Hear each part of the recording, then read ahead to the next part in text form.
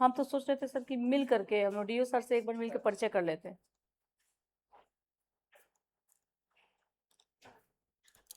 नमस्कार प्यारे बच्चों, कैसे हैं आप? मैं आकांक्षा अनुभूति, आपकी सोशल साइंस की टीचर, जुड़ गई हूँ एक बार फिर आपके साथ हमारे यूट्यूब चैनल जो है डीईओ ऑफिस गोपालगंज की तरफ से।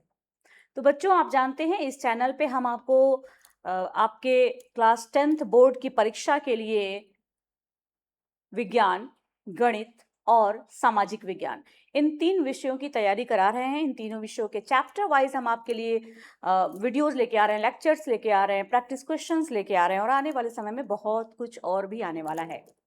तो बच्चों, आप जैसा कि आप जानते हो, पॉलिटिकल साइंस यानी कि राजनीति विज्ञान का एक चैप्टर हमने अपलोड कर दिया है, दूसरा चैप्टर यहाँ चल रहा है। उधर अर्थशास्त्र के भी 2 चैप्टर्स हमारे चैनल पे कंप्लीट हो चुके हैं, पूरे हो चुके हैं। साथ में इतिहास के वीडियोस भी पड़े हुए हैं, भूगोल के वीडियो भी पड़े हुए हैं। तो आप इनको जरूर देखिए, देखना ना भूलें और अपनी तैयारी को बहुत अच्छे से करते रहें। चलिए शुरू करते हैं आज के लेक्चर को। बच्चों, आज के लेक्चर में मैं थोड़ा सा क्विक रिकॉल आपको दूंगी। आपको मैं याद कराऊं कि हम लोग सत्ता की साझेदारी की कार्यप्रणाली के विषय में पढ़ रहे हैं। ये हमारा चैप्टर है जिसमें हमने संघवाद के बारे में पढ़ा। संघवाद के बारे में पढ़ते हुए हमने ये भी पढ़ा कि संघीय शासन व्यवस्था और एकात्मक शासन व्यवस्था में क्या अंतर है। इसके दौरान हमने बहुत सारी चीजें जानी और फिर हमने देखा कि संघीय व्यवस्था के गठन के प्रमुख तरीके क्या हैं, जिसमें हमने साथ आकर संघ बनाने से लेकर के साथ आकर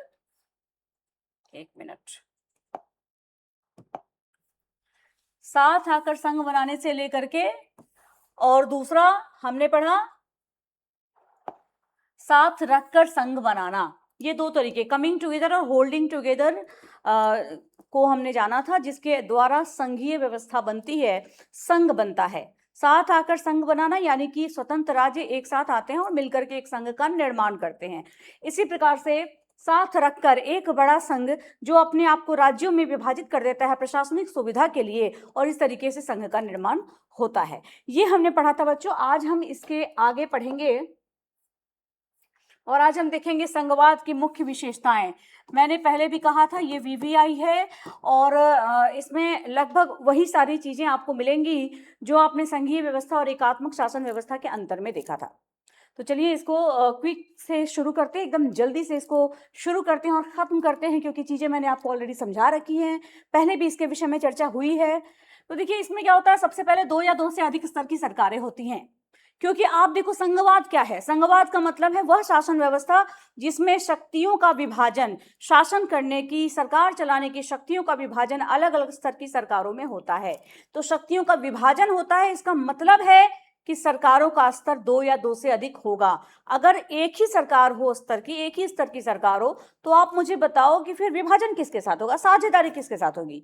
साझेदारी होने के लिए ही जरूरी है कि सरकारों का स्तर होना चाहिए, लेवल होना चाहिए कि केंद्र सरकार है, राज्य सरकार है, स्थानीय सरकार है, ये सारी चीजें होनी चाहिए, है ना। तो यहाँ पर आप देखोगे कि संघवाद में सामान्यतः केंद्र सरकार और राज्य सरकारें होती हैं, इससे ज्यादा स्तर भी हो सकते हैं सरकारों के। जैसा कि आपको याद होगा बेल्जियम में केंद्र सरकार भी थी, राज्य सरकारें भी थी और साथ ही साथ सामुदायिक सरकारें भी थी, है ना। तो पहली इसकी विशेषता क्या हो गई कि 2 या 2 से अधिक स्तर की सरकारें इसमें होती हैं। दूसरी विशेषता है शक्तियों का विभाजन। इसमें संविधान द्वारा, जी हाँ, संविधान के द्वारा शक्तियों का, कार्यों का स्पष्ट रूप से विभाजन होता है अलग अलग स्तर की सरकारों के बीच। तीसरी जो विशेषता है इसकी कि इसमें संविधान की सर्वोच्चता होती है। सबसे सर्वोच्च इसमें क्या होता है, संविधान होता है, और सभी सरकारों को संविधान के अनुसार ही कार्य करना पड़ता है। चौथी विशेषता, जैसे कि हमने पहले भी डिस्कस कर रखा है, स्वतंत्र न्यायपालिका। यहाँ पर न्यायपालिका स्वतंत्र होती है, क्योंकि जब कभी भी केंद्र और राज्यों के बीच में विवादास्पद स्थिति आती है, विवादों की स्थिति आती है, ऐसे में न्यायपालिका ही वहां पर अंपायर की भूमिका निभाती है, उन विवादों का निपटारा करती है। इसलिए यहाँ स्वतंत्र न्यायपालिका का प्रावधान होता है। संविधान संशोधन की विशेष प्रक्रिया, अब देखो संविधान में बदलाव के लिए यहाँ पर संघवाद की व्यवस्था में विशेष प्रक्रिया अपनाई जाती है, जिसमें राज्यों की सहमति भी समान रूप से आवश्यक होती है। इसका उदाहरण आप देख सकते हो कि कई बार कई ऐसे निर्णय होते हैं जो केंद्र सरकार को लेना होता है, जिनसे राज्य सरकारें भी विशेष रूप से प्रभावित होती हैं। तो वैसे में राज्य सरकारों के साथ वीडियो कॉन्फ्रेंसिंग या मीटिंग करके तब निर्णय लिए जाते हैं। ये एक उदाहरण है ना। क्यों ऐसा किया जाता है? क्योंकि जिस निर्णय का प्रभाव राज्यों पर पड़ना है, निश्चित रूप से उसमें उनकी सहमति होनी चाहिए, क्योंकि ये लोकतंत्र है, ये संघवाद है। ऐसे ही चूंकि संविधान सर्वोच्च है, संविधान में जो चेंजेस किए जाएंगे, जो संशोधन किए जाएंगे, उनके अनुसार आप देखोगे कि हर सरकार को काम करना होगा, चाहे वो केंद्र सरकार हो, चाहे वो राज्य सरकार हो। यहाँ क्या होता है कि संविधान में बदलाव के लिए इसी कारण से विशेष प्रक्रिया अपनाई जाती है, और इसमें कई बार राज्यों की सहमति भी आवश्यक होती है। यानी कि ऐसा नहीं कि केंद्र सरकार जब चाहे तब संविधान में बदलाव कर दे, ये नहीं हो पाता इसमें। फिर नेक्स्ट है राज्यों की स्वायत्तता। ये स्वायत्तता क्या है? तो जब हम देखते हैं कि संविधान द्वारा कार्य और क्षेत्र शक्तियां बांट दी गई हैं अलग अलग स्तर की सरकारों में, ऐसे में राज्यों को भी विशेष स्वायत्तता होती है। कैसी स्वायत्तता? तो जो अधिकार, जो कार्य, जो शक्तियां राज्यों को दिए गए हैं, उन्हें वो अपने तरीके से इस्तेमाल कर सकती हैं, अपने तरीके से प्रयोग कर सकती है। इसी को हम राज्यों की स्वायत्तता के रूप में देखते हैं। राज्य अपने निर्धारित विषयों पर स्वतंत्र रूप से शासन चलाते हैं। फिर होता ही है द्विसदनीय विधायिका। आप देखोगे कि कई संघीय देशों में संसद के 2 सदन होते हैं ताकि राज्यों को प्रतिनिधित्व मिल सके। ये कैसे 2 सदन होते हैं? एक तो होता है हमारे लोकसभा, और दूसरी राज्यसभा। लोकसभा जिसे हम निम्न सदन भी कहते हैं, और राज्यसभा जिसे हम उच्च सदन भी कहते हैं, है ना। ये द्विसदनीय विधायिका भी आपके संघवाद की मुख्य विशेषता है। इसके बाद बच्चों ये हमने डिस्कस कर लिया था। अब हम जो देखने जा रहे हैं वो है भारत में संघवाद का विकास। जी हाँ, अब हम भारत के संदर्भ में देखेंगे। तो सबसे पहले हम ये जान लेते हैं कि भारत में संघवाद का विकास कब से शुरू हुआ और क्या इसका लक्ष्य था, कहाँ इसका इम्प्लीमेंट हमें दिखाई देता है। तो सबसे पहली बात बच्चों कि भारत का जो स्वतंत्रता आंदोलन है, उसी समय से भारत में संघवाद की आधारशिला बननी शुरू हो गई थी। आप देखेंगे कि स्वतंत्रता आंदोलन यानी कि स्वाधीनता आंदोलन के दौरान राष्ट्रीय संघर्ष में ही जो भारत में संघवाद आकार लेने लगा था, है ना। कैसे लेने लगा था? तो उसी समय से आप जब देखोगे कि जैसे कांग्रेस थी, भारतीय राष्ट्रीय कांग्रेस, जिसने स्वतंत्रता आंदोलन में बढ़ चढ़ के भूमिका निभाई। इसकी प्रदेशीय कमेटी होती थी, प्रांतीय कमेटी होती थी, और ये सभी मिल करके निर्णय लेते थे मिल करके, और तब किसी तरह की नीतियां बनाते थे स्वतंत्रता संघर्ष के लिए भी। तो इसी तरीके से आप देखोगे कि स्वाधीनता आंदोलन के दौरान ही भारत में संघवाद अपना आकार लेना शुरू कर चुका था। ठीक है। फिर आप देखोगे सेकेंड पॉइंट में कि 1946 में, जुलाई 1946 में हमारे यहाँ चुनाव होते हैं संविधान सभा के लिए, और इन चुनावों के द्वारा जो सदस्य चुन करके आते हैं, निर्वाचित होके आते हैं, उनको संविधान सभा का सदस्य बनाया जाता है, और इस प्रकार संविधान सभा का गठन होता है। तो ये जो जुलाई 1946 में है ना, जुलाई 1946 में जो संविधान सभा के लिए चुनाव हुए थे, उसमें भी आप देखोगे कि प्रांतों के प्रतिनिधि भी निर्वाचित हुए थे, और देशी रियासतों के अधिकृत प्रतिनिधि भी वहां पर थे, जिनको उनके शासकों ने नामजद किया था। यानी प्रांतों से लोग निर्वाचित होके आए थे, जबकि देशी रियासतों से लोग नामजद होके आए थे, मनोनीत होकर के आए थे अपने शासकों के द्वारा। तो यहाँ भी हम क्या देख रहे हैं कि अलग अलग स्तर से, अलग अलग लेवल से लोग इसमें शामिल थे, यानी शासन में, शक्तियों में साझेदारी की गई थी, और इसका आधार भी रखा गया था। तो हम क्या देखते हैं बच्चों कि संविधान सभा के निर्वाचन में भी, संविधान सभा के सीन में भी आपको दिखेगा कि संघवाद का पालन किया गया था। फिर इसी तरह से विविधता को मान्यता देने के साथ ही राष्ट्रीय एकता के मूल्यों के संवर्धन के लिए भारत में संघीय शासन व्यवस्था का गठन किया गया। ये पॉइंट क्या कह रहा है? विविधता। एक बार फिर से इस पर आते हैं। पहले अध्याय में हमने इस पे विस्तृत चर्चा की है। विविधता क्या होती है? भिन्न भिन्न प्रकार के, है ना। तो विविधता विविधता समझो एक तरीके से समृद्धता का भी सूचक है। जैसे हमारे देश में आप देखोगे बच्चों कि अलग अलग तरह की भाषाएं बोलने वाले लोग हैं, है ना, अलग किस्म के संस्कृतियों वाले लोग हैं, भिन्न भिन्न धर्मों के लोग हैं, भिन्न जातियों, भिन्न समुदायों, भिन्न मान्यताओं के लोग हैं। यही विविधता है ना। तो जिस देश में इतनी सारी विविधता हो, इन सभी विविधताओं को मान्यता देने और साथ ही साथ इन सबको जोड़कर राष्ट्रीय एकता के मूल्य को बचाने और आगे बढ़ाने और मजबूत करने के लिए भारतीय शासन व्यवस्था में संघवाद का समावेश किया गया है। ठीक है, क्योंकि संघवाद का एक बहुत महत्वपूर्ण पॉइंट यह है कि इसके कारण राष्ट्रीय एकता को मजबूती मिलती है।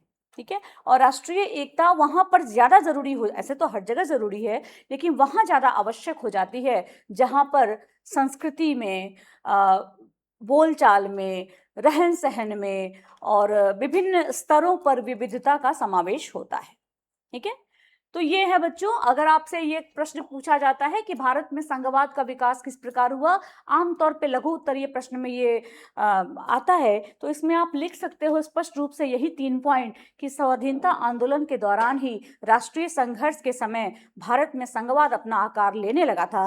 दूसरा पॉइंट आप लिखेंगे कि 1946 के जुलाई माह में संविधान सभा के लिए जो चुनाव हुए थे उनमें सभी प्रांतों से निर्वाचित होकर प्रतिनिधि आए थे और साथ ही साथ देशी रियासतों के शासकों ने अपनी तरफ से अधिकृत प्रतिनिधि भेजे थे जिन्हें उन्होंने स्वयं ही नामजद किया था, यानी कि मनोनीत किया था। और तीसरा पॉइंट आप लिख सकते हो कि भारत में व्याप्त विविधता को मान्यता देने के लिए और राष्ट्रीय एकता के मूल्यों के संवर्धन के लिए भारत में संघीय शासन व्यवस्था की स्थापना की गई। और आप यकीन मानिए को पूरे के पूरे जितने भी मार्क्स होंगे, 3 मार्क्स 4 मार्क्स, जितने भी मार्क्स का प्रश्न होगा उसमें आपको फुल मार्क्स मिलेंगे इस तरह का आंसर अगर आप पॉइंट वाइज लिखते हो तो। आगे बढ़ते हैं बच्चों।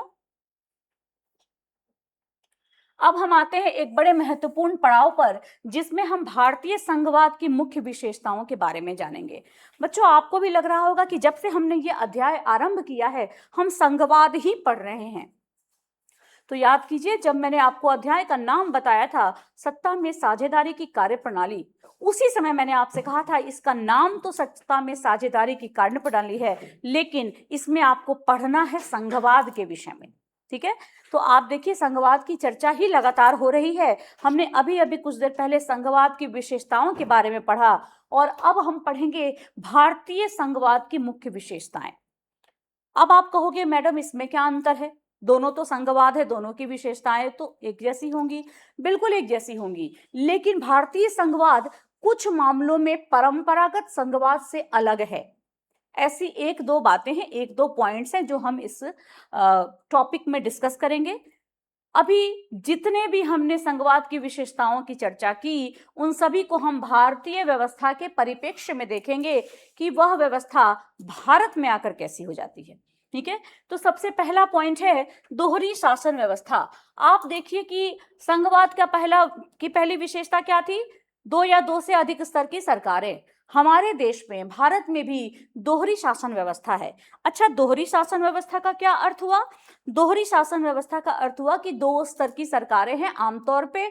हालांकि अब तो स्थानीय स्वशासन भी है, स्थानीय सरकारें भी हैं, लेकिन मुख्य रूप से 2 स्तर की सरकारें हैं, केंद्र सरकार और राज्य सरकार। केंद्र सरकार वो है जिसे हम भारत सरकार के नाम से जानते हैं, जिसमें हमारे प्रधानमंत्री हैं, हमारे राष्ट्रपति हैं, हमारा पूरा का पूरा मंत्रिमंडल है। और जो राज्य स्तर की सरकार होती है उससे हम राज्य, जैसे बिहार वाले बिहार सरकार, यूपी वाले यूपी सरकार, पंजाब वाले पंजाब सरकार, तमिलनाडु वाले तमिलनाडु सरकार, इस तरीके से राज्य सरकार के रूप में देखते हैं। दूसरा है शक्तियों का विभाजन।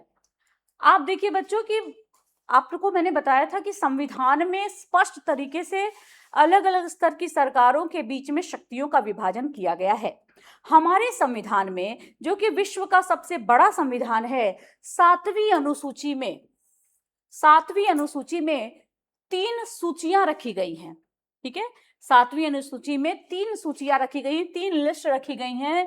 पहली है यूनियन लिस्ट, दूसरी है स्टेट लिस्ट और तीसरी है कंकरेंट लिस्ट, यहाँ हिंदी पे लिख रखा है हमने, संघ सूची, राज्य सूची और समवर्ती सूची। हालांकि इसके विषय में हम इस अध्याय में आने वाले स्लाइड्स में बहुत डिटेल में पढ़ेंगे, लेकिन यहाँ मैं आपको बता दूं कि जब हम कहीं पर शासन करते हैं, जब कोई सरकार किसी क्षेत्र पर शासन करती है, लोगों पे शासन करती है, तो उसका मुख्य काम होता है कानून बनाना, फैसले लेना, नीतियां बनाना। इन नीतियों को बनाने के लिए, कानून बनाने के लिए, फैसले लेने के लिए कई विषय हैं, है ना, कई मामले हैं जिन पर सरकार को ध्यान देना होता है, नीति बनानी होती है, और साथ ही साथ आप देखोगे कि कानून बनाने होते हैं, है ना। तो ऐसे हर विषय को, ऐसे सारे विषयों को मिलाकर के 3 सूचियों में बांट दिया गया है, जिसे रखा गया है संविधान की 7वीं अनुसूची में। ठीक है, ये 3 सूचियां हैं, संघ सूची, राज्य सूची और समवर्ती सूची। संघ सूची में वो विषय हैं जिन पर सिर्फ और सिर्फ संघ सरकार यानी कि केंद्र सरकार कानून बना सकती है। वहीं आप देखोगे कि राज्य सूची में वो विषय हैं जिन पे राज्य सरकार कानून बना सकती है, और समवर्ती सूची में वो विषय रखे गए हैं जिन पर राज्य सरकार और संघ सरकार दोनों ही कानून बना सकते हैं। लेकिन अब आपके मन में प्रश्न आएगा कि अगर दोनों ने कानून बना दिया, समवर्ती सूची का कोई विषय है केंद्र सरकार ने भी और राज्य सरकार में भी, तो फिर किसके बनाए हुए कानून को मान्यता मिलेगी? तो ऐसी स्थिति में संघ सरकार यानी कि केंद्र सरकार द्वारा बनाए गए कानून को मान्यता मिलती है।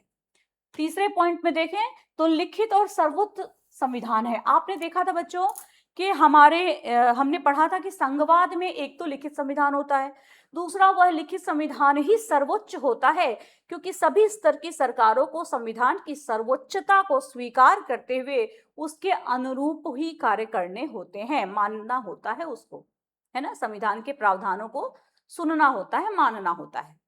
तो आप देखिएगा भारत में एक तो लिखित संविधान भी है और यही सर्वोच्च भी है ना, ये सर्वोच्च कानून है। इसका पालन केंद्र सरकार को भी समान रूप से करना होता है और राज्य सरकारों को भी समान रूप से करना होता है। तीसरे, हम अगर चौथे पॉइंट पे आए तो स्वतंत्र और एकीकृत न्यायपालिका। जैसा कि आप जान चुके हो बच्चों कि संघवाद में न्यायपालिका स्वतंत्र होती है।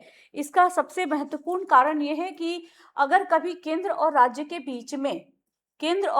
बीच में अगर कभी ऐसा होता है कि विवाद की स्थिति आई, तो उसका निपटारा सुप्रीम कोर्ट के द्वारा किया जाता है। यही कारण है कि न्यायपालिका का स्वतंत्र होना निहायत ही जरूरी है।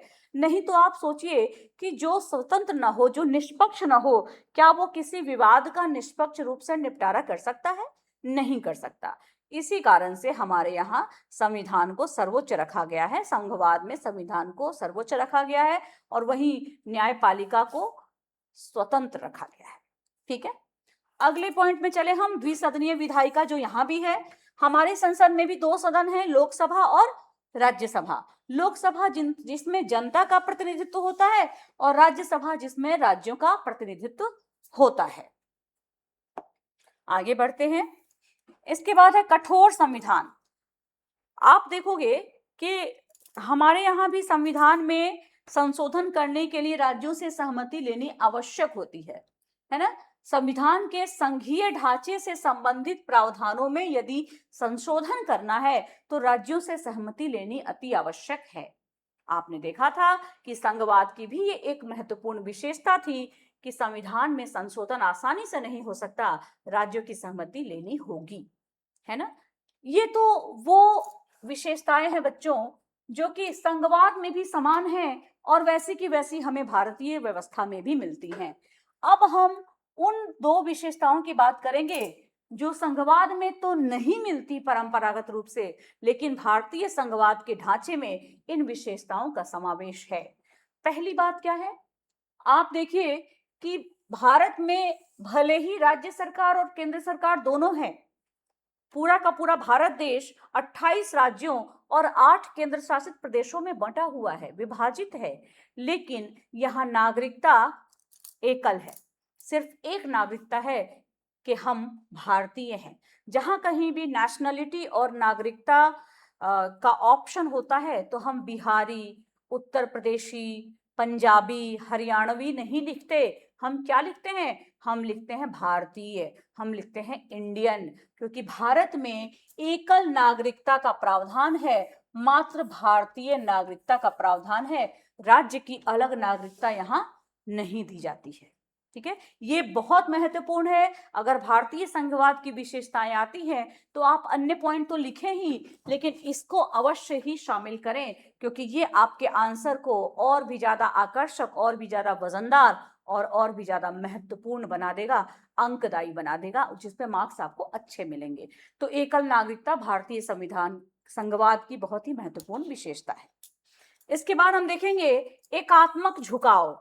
बच्चों, हमने इस अध्याय को शुरू किया तो शुरू में ही एक हमने टॉपिक पढ़ा था, एकात्मक शासन व्यवस्था, एकात्मक सरकार और संघवाद यानी कि संघीय सरकार में अंतर क्या है ना? जिसमें हमने देखा था कि एकात्मक सरकार में सारी शक्तियां केवल एक स्तर, केंद्र स्तर की सरकार के पास केंद्रित होती हैं, राज्यों के पास अपनी शक्ति नहीं होती, अगर होती भी है तो वो केंद्र सरकार की सहमति से, उनकी अनुमति से ही उपयोग कर सकते हैं।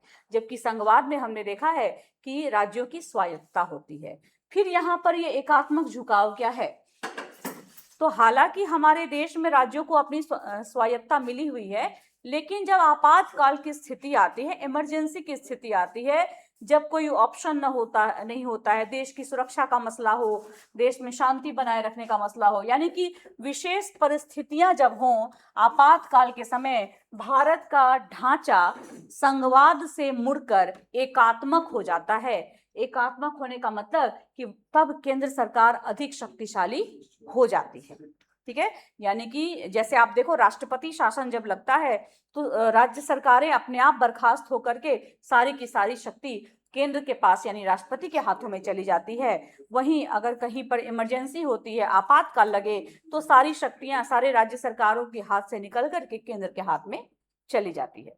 ठीक है, तो ये है भारतीय संघवाद की विशेषताएं। अब हम आगे बढ़ते हैं। अब हम देखेंगे कि भारत में शक्तियों का विभाजन कैसे किया गया। बच्चों, आप जानते हो संघवाद का तो अर्थ ही है शक्तियों का विभाजन, तो थोड़ा सा इसको हम जान लेंगे कि भारत में शक्तियों का विभाजन कैसे किया जाता है।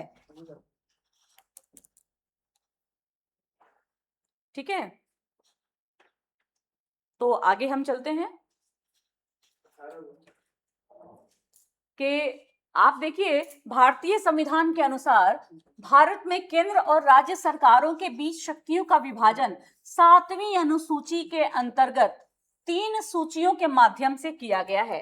बच्चों, ये वही टॉपिक है, वही पॉइंट है जो अभी हमने भारतीय संघवाद की विशेषताओं में डिस्कस किया। मैंने आपको कहा था कि आगे चल के इसको हम डिटेल में जानेंगे।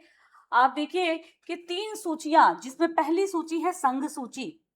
संघ सूची में शामिल विषयों पर कानून बनाने का अधिकार केवल और केवल संघ सरकार को होता है। संघ सरकार मतलब केंद्र सरकार, मतलब जो सबसे ऊंचे लेवल की सरकार है। जैसे हमारे देश में भारत सरकार संघ सरकार है।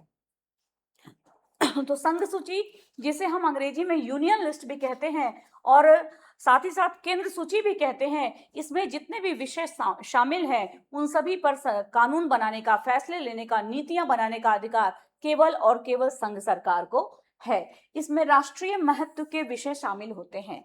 अच्छा, केंद्र सरकार में कानून कौन बनाता है? क्या प्रधानमंत्री बैठ के बनाते हैं? क्या राष्ट्रपति बैठ के बनाते हैं? या केवल मंत्री बैठ के बनाते हैं? जी नहीं, आप जानते हैं कि हमारे यहाँ सरकार के 3 भाग होते हैं, विधायिका, कार्यपालिका और न्यायपालिका, है ना? तो विधायिका जो होती है उसका कार्य होता है कानून बनाना, और हमारे केंद्र की विधायिका का नाम क्या है? इसका नाम है संसद। तो संसद को अधिकार है संघ सूची के विषयों पर कानून बनाने का, और हमारी केंद्र सरकार, हमारी एक संघ सरकार इन विषयों पर नीतियां और फैसले बनाती है। इसमें प्रमुख विषयों की बात करें तो राष्ट्रीय महत्व के विषय इसमें शामिल हैं।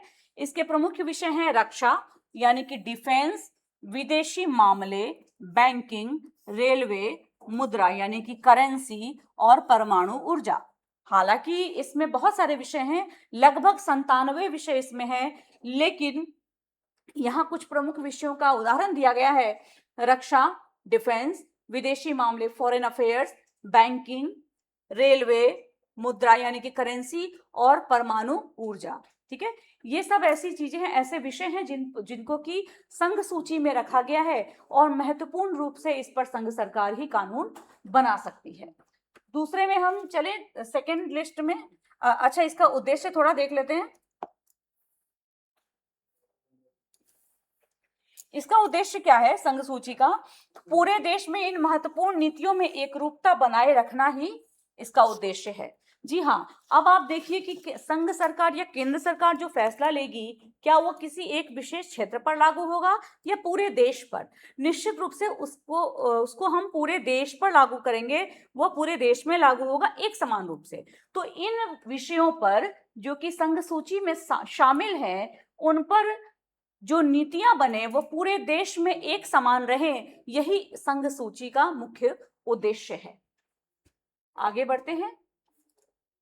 दूसरी महत्वपूर्ण सूची है राज्य सूची, जिसे हम स्टेट लिस्ट भी कहते हैं। इस सूची में शामिल विषयों पर कानून बनाने का अधिकार सामान्यतः केवल राज्य सरकार यानी कि विधानसभा को होता है। अब देखिए, यहां एक शब्द है सामान्यतः, यानी आमतौर पर, ज्यादातर, सामान्य रूप से। लेकिन अगर सामान्यतः शब्द आ गया तो इसका अर्थ है कि कुछ ऐसी भी परिस्थितियां हो सकती हैं जब इसका अधिकार केवल राज्य सरकार को न हो। जैसे कोई व्यक्ति आपसे कहे कि मैं सामान्यतः काले कपड़े पहनता हूं या मैं सामान्यतः उजले कपड़े पहनता हूं। तो सामान्यतः यानी कि ज्यादातर पहनता हूं, लेकिन कभी कभी ऐसा भी हो सकता है कि मैं काले और उजले की जगह पे मैं किसी और रंग के कपड़े पहन लूं, मैं भूरे रंग के कपड़े पहन लूं, मैं पीले रंग के कपड़े पहन लूं। तो जहां ये सामान्यतः शब्द आ जाता है, इसका अर्थ है कि ज्यादातर तो होता है, लेकिन कभी ऐसी परिस्थिति भी हो सकती है जब इससे अलग स्थिति आए। ठीक ऐसा ही यहां पर भी है। सामान्य तौर पे, सामान्यतः केवल राज्य सरकार को राज्य सूची के विषय पर कानून बनाने का अधिकार है। इसमें क्षेत्रीय और स्थानीय महत्व के विषय शामिल होते हैं। ठीक है, इसके क्या प्रमुख विषय हैं देखिए? पुलिस, सार्वजनिक स्वास्थ्य, स्वच्छता, कृषि, जेल और स्थानीय व्यापार। इसके अलावा भू राजस्व जैसे विषय भी इसमें है ना? तो इन विषयों पर आम तौर पे राज्य सरकार कानून बनाती है और उसी को लागू किया जाता है। लेकिन इसके अपवाद में आपको एक बात और दिखेगी कि आपातकाल के दौरान, इस आपातकाल का क्या अर्थ है? इमरजेंसी, ये क्या है? देखिए, आपातकाल का मतलब होता है ऐसी परिस्थिति जिस समय सब चीजें, हमने अभी भी पढ़ा कि हर कुछ उसमें चला जाता है केंद्र के हाथ में, संघ के हाथ में, है ना? तो जब आपातकाल की स्थिति हो या ऐसी कोई विशेष परिस्थिति हो जब केंद्र सरकार को लगे कि आवश्यक है, तो वो राज्य सूची के विषय पर भी कानून बना सकती है। आगे चलते हैं अगले पॉइंट पर। अगला पॉइंट है, अगली सूची है समवर्ती सूची, कंकरेंट लिस्ट। देखो, कुछ लिस्ट के जो सब्जेक्ट हैं वो संघ सूची में चले गए, कुछ राज्य सूची में गए, और इसके अलावा कुछ ऐसे सब्जेक्ट भी हैं, ऐसे विषय भी हैं जो संघ के लिए भी यानी कि राज्य के लिए भी, राष्ट्र के लिए भी, पूरे देश के लिए भी उतने ही महत्वपूर्ण है और राज्यों के लिए भी उतने ही महत्वपूर्ण है, समान रूप से महत्वपूर्ण है। इसीलिए इनमें वे विषय शामिल किए गए हैं जिन पे केंद्र और राज्य दोनों ही सरकारें कानून बना सकती हैं।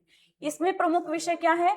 शिक्षा, वन, विवाह और तलाक, गोद लेना, मजदूर संघ। ये कुछ ऐसे विषय हैं जो समवर्ती सूची में रखे गए हैं।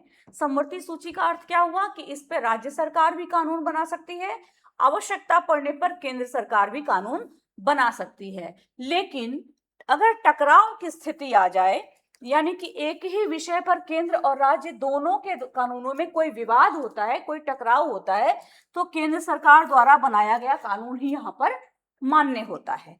क्यों?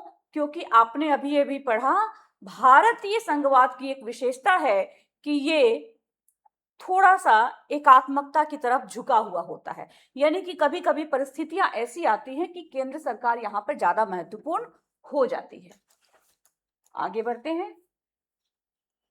ये देखिए, ये तीनों सूचियों की लिस्ट है।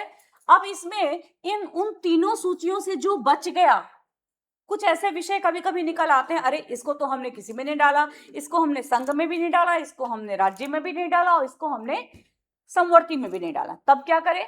तो वैसे विषयों के लिए अवशिष्ट शक्तियां यानी कि रेसिडुअरी पावर्स हैं कुछ, वहां पे रखा गया है जो विषय संविधान निर्माण के समय मौजूद नहीं थे, है ना। जिस समय हमारा संविधान बना 1946 से 1949 के बीच में, उस समय और आज के समय में बहुत अंतर है। नित नए नए विषय आ रहे हैं, नित नए क्षेत्र डेवलप हो रहे हैं, नित नई आवश्यकताएं हो रही हैं। तो जो विषय उस समय मौजूद नहीं थे, अब उनको अवशिष्ट शक्तियों के अंतर्गत रख दिया गया है, जैसे कि साइबर कानून, computer software, AI, artificial intelligence.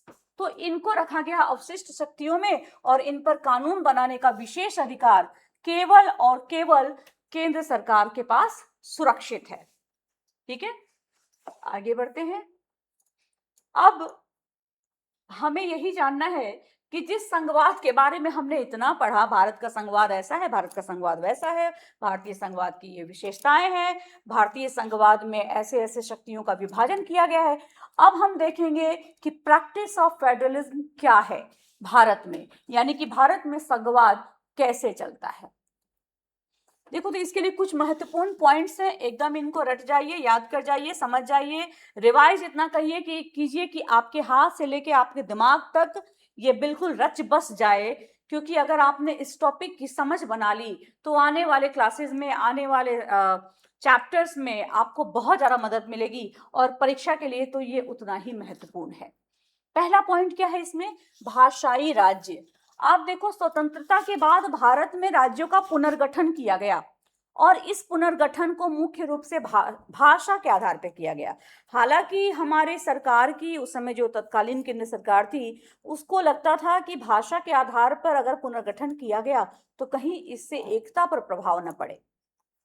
आपको बता दूं कि जब हमारा स्वतंत्रता संग्राम चल रहा था, उस समय दक्षिण भारत के कई ऐसे राज्य थे जो भाषा के आधार पर पुनर्गठन की मांग कर रहे थे।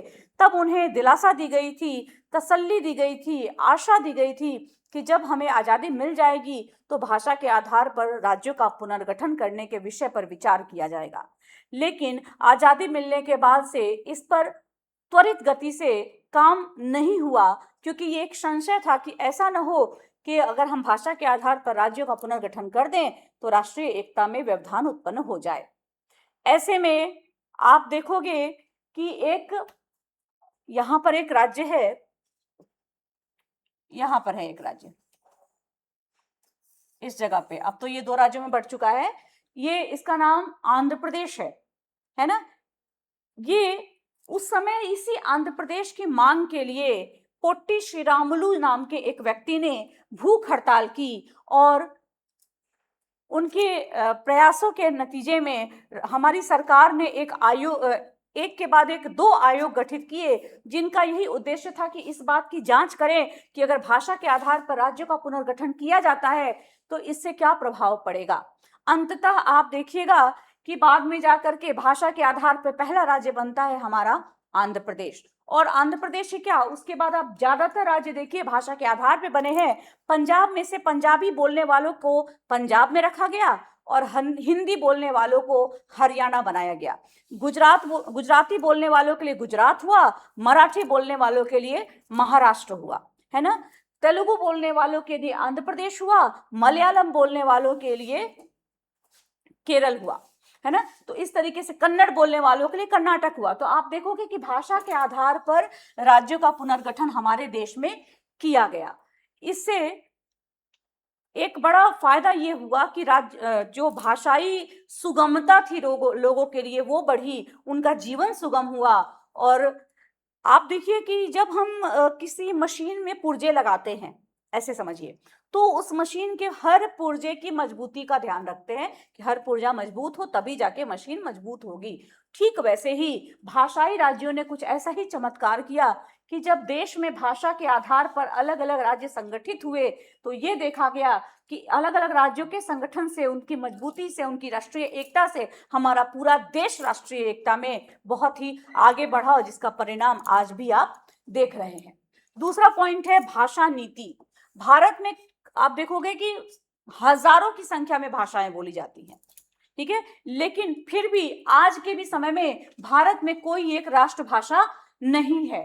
राजभाषा जरूर है, हिंदी को राजभाषा माना गया, ऑफिशियल लैंग्वेज माना गया है, लेकिन नेशनल लैंग्वेज नहीं बनाया गया है। भारत में कोई एक राष्ट्रभाषा नहीं है, बल्कि आप देखेंगे कि हिंदी के साथ साथ 8वीं अनुसूची में 21 यानी कि कुल 22 भाषाओं को मान्यता प्रदान की गई है।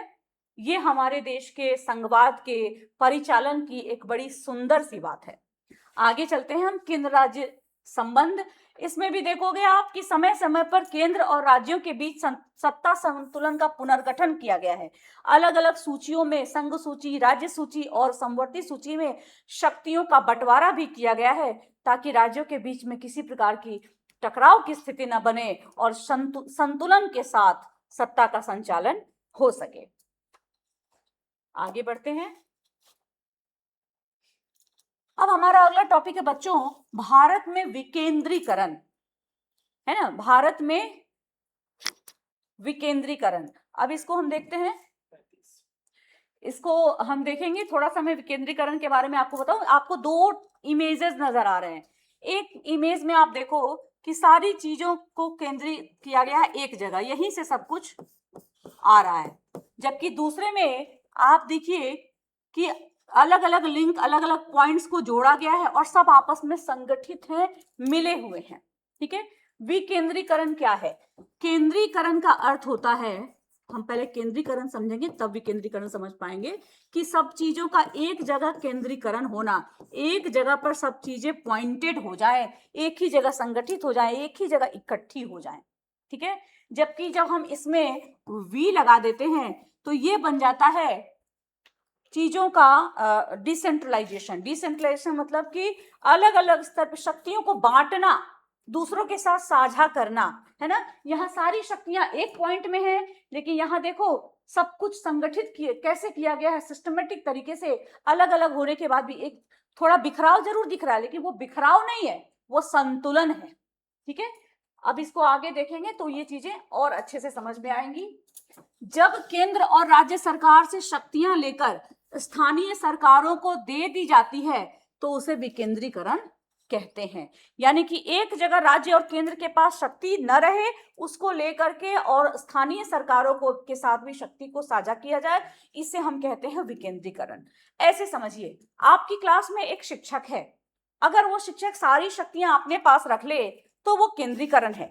लेकिन अगर उन्होंने अलग अलग मॉनिटर्स बना दिए, स्पोर्ट्स का मॉनिटर, स्टडी का मॉनिटर, होमवर्क का मॉनिटर, एग्जाम का मॉनिटर, जिनके साथ शक्तियों को साझा किया कि तुम स्पोर्ट्स से रिलेटेड चीजों को देखो और मुझसे पूछ लेना, मैं भी हेल्प करूंगी उसमें, तो ये विकेंद्रीकरण है, क्योंकि शक्तियों को साझा किया। किसके साथ? ऐसा नहीं है कि दूसरे टीचर्स के साथ, हमने बच्चों के साथ साझा किया। तो राज्य सरकारें और केंद्र सरकारों से शक्ति लेकर जब स्थानीय सरकारों को दे दी जाती है तो इसे सत्ता का विकेंद्रीकरण कहते हैं। इस टॉपिक में हम बहुत अच्छे से पढ़ेंगे और बहुत महत्वपूर्ण भी है, क्योंकि आप देखोगे कि पंचायत से संबंधित सवाल लगभग हर परीक्षा में आते हैं, चाहे वो आपकी बोर्ड की परीक्षा हो या किसी भी कॉम्पिटिटिव एग्जाम को उठा के देख लो। तो हम विकेंद्रीकरण में इसी पंचायती राज के विषय में पढ़ेंगे। अगले वीडियो में हम इस चीज को बहुत डीपली, बहुत अच्छे से नेक्स्ट स्लाइड्स के साथ जानेंगे।